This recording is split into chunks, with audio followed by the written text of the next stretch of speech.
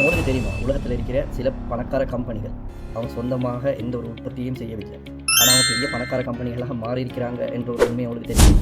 உலகத்தில் இருக்கிற பெரிய கம்பெனிகள், உதாரணத்துக்கு நாங்கள் எடுத்தோம்னு சொன்னால் Uber, social media platforms, Amazon, Booking.com இப்படியான கம்பெனிகள்ன்றது எந்த ஒரு பொருளையுமே உற்பத்தி செய்ய இல்லை.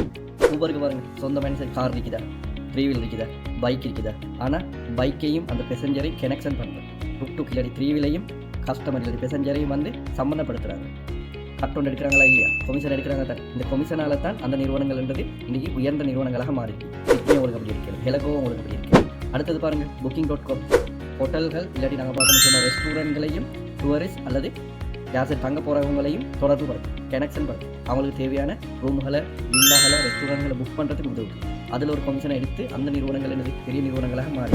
அடுத்தது புக்கிங் நிறுவனத்தில் பாருங்கள், எங்கே சரி பிரான்ச் ஒன்று இருக்காது, எல்லாமே ஃபோனில் தான் செய்யப்படும். அடுத்தது பாருங்கள், அமேசான், அலிபாபா, அலி எக்ஸ்பிரஸ், eBay போன்ற நிறுவனங்கள் அந்தந்த நாடுகளில் தான் அவங்களோட ஆஃபீஸ்கள் இருக்குது. ஆனால் அவங்க ஃபோனில் என்ன செய்கிறாங்கன்னு சொன்னால், விற்கக்கூடியவர்களையும் வாங்கக்கூடியவர்களையும் தொடர்பு பண்ணுறாங்க. வேண்டிய ஒருத்தருக்கு வேண்டிய ஒரு பொருளை விற்கவும் மேலும், அதே மாதிரி வேண்டிய ஒரு பொருளை வாங்கவும் மேலும். இந்த தொடர்பு படுத்தி அவங்களுக்கு தேவையான கமிஷன் எடுத்து அவங்க வளர்ச்சி அடைகிறாங்க. அடுத்தது பாருங்கள், நாங்கள் நீங்கள் எல்லாம் பாவிக்கிற ஃபேஸ்புக், இன்ஸ்டாகிராம், டிக்டாக், யூடியூப், இவங்க வந்து பாருங்கள் கண்டென்ட் கிரியேட் பண்ணுறாங்களா, அவங்க யார் சரி கண்டென்ட் கிரியேட் பண்ணி போடுறாங்களா, அப்படி ஆரம்பித்தாங்க. இல்லை, கண்டென்ட் கிரியேட் பண்ணுறதும் நாங்கள், பார்க்குறதும் நாங்கள். இப்போ பாருங்கள், கண்டென்ட் கிரியேட் பண்ணுறவங்களையும் பார்க்கக்கூடியவர்களை தொடர்பு படுத்தி அதில் ஒரு கமிஷன் எடுத்து அதனூடாக வளர்ச்சி அடைகிறாங்க. இது போன்ற நிறுவனங்கள் பெரிய காசுள்ள கோடிக்கணக்கான சொத்துள்ள நிறுவனங்களாக இன்றைக்கி வளர்ச்சி அடைஞ்சி. இப்போ பாருங்கள், எந்த ஒரு உற்பத்தியும் செய்யவும் இல்லை, எந்த ஒரு பொருளை விற்கவும் இல்லை, சேவை தான் வழங்குறாங்க. தொடர்பு படுத்துகிற வேலை மட்டும் தான் செய்கிறாங்க. ஆனால் அதிலிருந்து ஒரு பெரிய தொகை, அதாவது சிறிய வருமானம் கமிஷனை எடுத்து பெரிய நிறுவனங்களாக வளர்ச்சி அடைஞ்சிருக்கிறாங்க. இப்படியான முயற்சியாண்மையாளர்களால் தான் ஒரு நாடு என்பது பொருளாதார ரீதியாக முன்னேறி.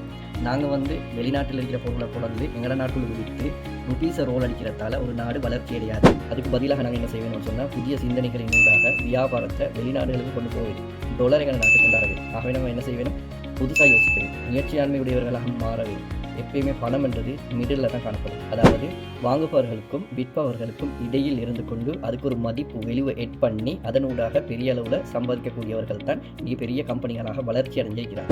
இப்படியான விஷயங்கள் தெரிஞ்சு கொள்ள வேண்டும் சொன்னால், ஏஜி அசீர் முகமது என்ற ஃபேஸ்புக் பேஜை ஃபாலோ பண்ணுங்கள், யூடியூப் சேனலை சப்ஸ்கிரைப் பண்ணுங்கள், இன்ஸ்டாகிராம்லையும் ஃபாலோ பண்ணுங்கள், டிக்டாக்லையும் ஃபாலோ பண்ணுங்கள். இது மாதிரியான புதிய விஷயங்கள் அடுத்த வீடியோக்களையும் பார்ப்போம்.